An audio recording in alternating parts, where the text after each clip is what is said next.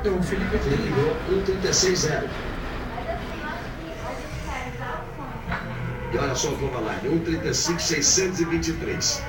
Então tem 1,35,566 no Hamilton e 1,35,623 do Promotor, menos de um décimo. É a vantagem da McLaren contra as Ferraris, que tem o Massa em terceiro com 1,35,9, 1,35,97 e o Raikkonen em quarto com 1,35,91, com um centésimo apenas a diferença deles.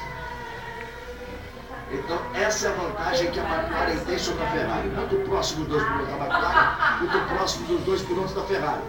E a diferença é realmente entre 3 e 4 décimos, para vocês dois pensarem aí. Diferença grande, né? Porque quando se fala em 3 décimos parece pouco, mas para um carro de Fórmula 1 que briga aí por milésimos, para achar essa diferença é difícil você conseguir apenas no equilíbrio do carro. A única vantagem que o Felipe pode ter desse primeiro treino para o segundo é que no segundo todo mundo vai usar o pneu macio, né? Por enquanto